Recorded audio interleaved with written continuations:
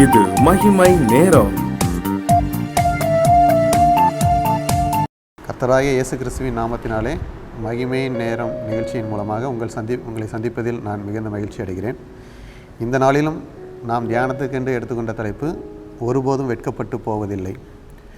என் ஜனங்கள் நான் அளிக்கும் நன்மையினால் திருப்தி ஆவார்கள் என்று கர்த்தர் வேதத்தில் நமக்கு வாக்குத்தத்தம் செய்து கொடுத்திருக்கிறார்.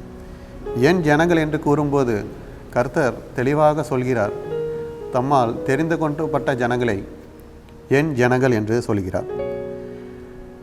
நம்முடைய வாழ்க்கையிலும் நாம் கர்த்தரால் தெரிந்து கொள்ளப்பட்ட ஜனமாக இருக்க வேண்டும். நம்மால் அவ்வாறு கூற முடிய வேண்டும். நம்மால் அப்படி கூட முடியுமா என்று நாம் ஆராய்ந்து பார்க்க வேண்டும். வேதத்தில் சில மனிதர்களை கர்த்தர் தமக்காக தெரிந்து கொண்டார் என்று பார்க்கிறோம். அவர்கள் வாழ்விலே கர்த்தர் செய்த நன்மையான காரியங்கள் எல்லாவற்றையும் நாம் இப்போது பார்ப்போம். அந்த காரியங்களை அவர்கள் பெற்றுக்கொள்வதற்கு அவர்களுக்கு காணப்பட்ட தனித்துவமான தன்மைகள் என்ன என்பதை பற்றியும் நாம் சற்று தியானிப்போம். வேதத்திலே ஆபிரகாமின் வாழ்க்கையை கர்த்தர் வல்லமை வெளிப்பட்டது. அவர் வெட்கப்பட்டு போகாதபடிக்கு செய்தார் என நாம் பார்க்கிறோம். ஆதியாகமம் 12ஆம் அதிகாரம் 1ஆம் வசனம் 2ஆம் வசனத்தில் கர்த்தர் ஆபிரகாமை நோக்கி, நீ உன் தேசத்தையும் உன் இனத்தையும் உன் தகப்பனுடைய வீட்டையும் விட்டு புறப்பட்டு நான் உனக்கு காண்பிக்கும் தேசத்துக்கு போ. நான் உன்னை பெரிய ஜாதியாக்கி உன்னை ஆசீர்வதித்து உன் பெயரை பெருமைப்படுத்துவேன், நீ ஆசீர்வாதமாய் இருப்பாய் என்கிறார். கர்த்தர் இந்த இடத்திலே ஆபிரகாமை சந்திக்கிறார். கர்த்தர் ஆபிரகாமை தேர்ந்தெடுத்திருக்கிறார். அதனால் அவரை சந்திக்கிறார். சந்தித்து ஆபிரகாமுக்கு வாக்கு கொடுக்கிறார். அவர் முதலாவது சொல்லும்போது, உன் தகப்பனுடைய வீட்டை விட்டு புறப்பட்டு நான் உனக்கு காண்பிக்கும் தேசத்துக்கு போ என்கிறார். ஆபிரகாம் கர்த்தருடைய வார்த்தைக்கு கீழ்ப்படிந்து அவர் இனத்தையும் அவன் தகப்பன் வீட்டையும் விட்டு கர்த்தர் காண்பிக்கும் இடத்துக்கு செல்வதாக பார்க்கிறோம். இந்த வாக்குத்தத்தத்தை கர்த்தர் கொடுக்கும்போது ஆபிரகாமுக்கு வயது 75 என பார்க்கிறோம். ஆபிரகாம் கர்த்தரால் தெரிந்து கொள்ளப்பட்ட ஒரு மனிதராக இருந்ததினால் தேவன் அவரை நேரில் சந்தித்து அவருக்கு இந்த வார்த்தைகளை சொல்கிறார். மறுபடியும் பார்ப்போமானால் ஆதியாகமம் 15ஆம் அதிகாரம் 6ஆம் வசனத்தில், அவன் கர்த்தரை விசுவாசித்தான், அதை அவர் அவனுக்கு நீதியாக எண்ணினார் என்று பார்க்கிறோம். கர்த்தர் அவருக்கு வாக்குத்தத்தம் கொடுத்து விட்டார். ஆபிரகாம் அதில் எந்த சந்தேகமும் இல்லாமல் கர்த்தரை விசுவாசிக்கிறார். அவர் விசுவாசிக்கிறார் என்பதை கர்த்தர் அறிந்து கொண்டு அதை அவனுக்கு நீதியாக எண்ணுகிறார். கர்த்தர் வாக்கு கொடுத்து விட்டார், ஆபிரகாம் சந்ததி திரளாக இருக்கும் என்று. ஆபிரகாமுக்கு வயது இப்பொழுது 99 ஆகிவிட்டது. ஆபிரகாமுக்கு பிள்ளை இல்லை. சாரளுடைய கர்ப்பம் செத்து போயிற்று. இந்த நேரத்தில் அவருக்கு குழந்தை பிறப்பும் என்பது இயற்கைக்கு அப்பாற்பட்ட காரியம். இங்கே ஒரு ஆச்சரியமான அதிசயம் நடந்தேற வேண்டும், நடந்தது. ஆபிரகாமின் 99வது வயதிலே சாரா கர்ப்பவதியாகி 100வது வயதிலே ஈசாக்கை பெற்றெடுக்கிறார். கர்த்தர் வாக்கு பண்ணும்போது அவருக்கு வயது 75. ஆசீர்வாதத்தை பெற்றுக்கொள்ளும் போது அவருக்கு வயது 100. ஆபிரகாம் எவ்வளவு பொறுமையாக இருந்து கர்த்தரிடத்திலே இந்த ஆசீர்வாதத்தை பெற்றிருக்கிறார் என்று பார்க்கிறோம். கர்த்தர் வாக்கு கொடுக்கிறார், நீ ஆசீர்வாதமாக இருப்பாய் என்று. இவர் பொறுமையோடு காத்திருக்கிறார். வெட்கப்பட்டு போகாதபடி கர்த்தர் அவரை ஆசீர்வதித்தார். ரோமர் 8ஆம் அதிகாரம் 25ஆம் வசனத்தில் நாம் பார்க்கிறோம், நாம் காணாததை நம்பினோம் ஆகில் அது வருகிறதற்கு பொறுமையோடு காத்திருப்போம் என வேத வசனம் கூறுகிறது.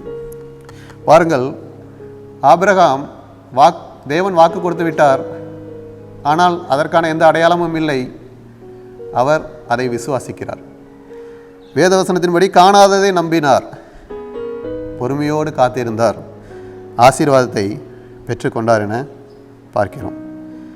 சங்கீதம் 22ஆம் அதிகாரம் 4ஆம் 5ஆம் வசனத்தில், எங்கள் பிதாக்கள் உம்மிடத்தில் நம்பிக்கை வைத்தார்கள், நம்பின அவர்களை நீர் விடுவித்தீர். உம்மை நோக்கி கூப்பிட்டு தப்பினார்கள், உம்மை நோக்கி வெட்கப்பட்டு போகாதிருந்தார்கள் என தாவீது கூறுகிறார்.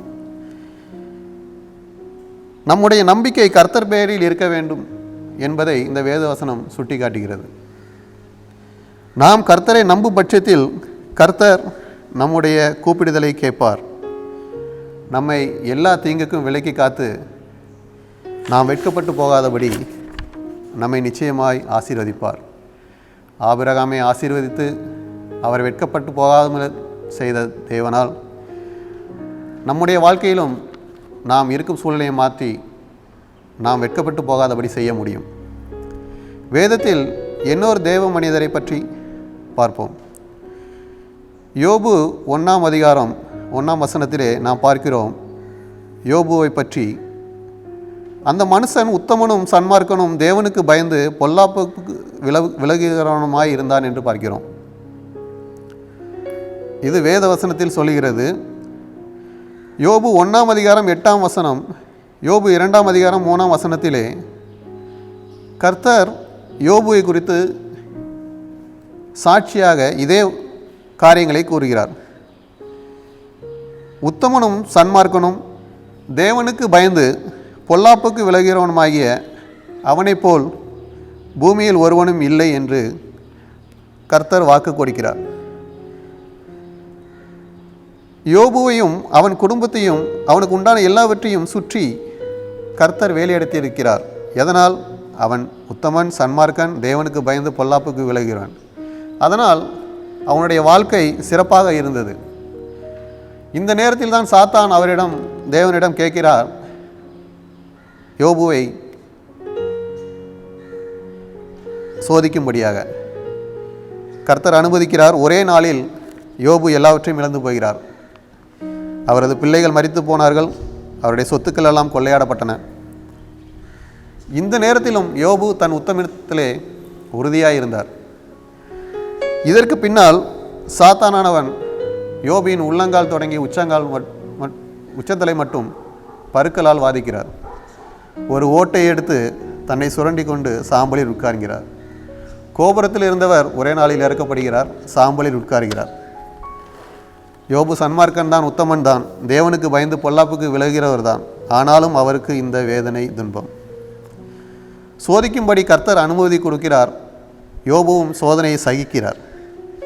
யோபு 23:9-10 வசனத்திலே நாம் பார்க்கிறோம், நான் அவரை காணாதபடி ஒளித்திருக்கிறார், ஆனாலும் நான் போகும் வழியை அவர் அறிவார், அவர் என்னை சோதித்த பின் பொன்னாக விளங்குவேன் என சொல்கிறார். யோபு பொறுமையோடு காத்திருக்கிறார். தேவன் இந்த உபத்திரவத்தை நீக்கி அவரை பொன்னாக விளங்க பண்ணுவார் என்பதை அவர் அறிந்திருக்கிறார். ஏசாயா 54:7 பார்க்கிறோம், இமைப்பொழுது உன்னை கைவிட்டேன், ஆனாலும் உருக்கமான இரக்கங்களால் உன்னை சேர்த்து கொள்கிறேன் என்கிறார். யோபுவுக்கு ஏற்பட்ட இந்த உபத்திரவத்தின் பாதையை கர்த்தர் மாற்றும் பொழுது நாம் பார்க்கிறோம், உருக்கமான இரக்கங்களால் நிச்சயமாக அவரை சேர்த்து கொண்டார். இரட்டிப்பான ஆசீர்வாதங்களை தந்து அவளை மகிழச் செய்து அவர் வெட்கப்பட்டு போகாதபடி செய்தார். இதே போலதான் நம் வாழ்க்கையிலும் நாம் எந்த நேரத்திலும் வெட்கப்பட்டு போகாமல் நாம் எடுக்கும் எல்லா முயற்சியாக இருந்தாலும் கர்த்தர் எல்லாவற்றிலும் ஜெயம் தந்து நம்மளை வெட்கப்பட்டு போகாதபடி காப்பார். ஜெபம். எங்கள் கண்மலையாகிய கர்த்தாவே, நாங்கள் தியானித்தது போல நாங்கள் எங்கள் வாழ்க்கையில் எதிர்பார்த்திருக்கிற நன்மைகள் எங்கள் வாழ்வில் நிறைவேற நீர் எங்கள் வாழ்விலே ஆசீர்வாதங்களை கட்டளையிட்டு எங்களை மகிழ்ச்சி என்னும் இடைக்கட்டினால் எங்களை இடைக்கட்டி எங்களை பாதுகாத்து கொள்வீராக. ஆமேன்.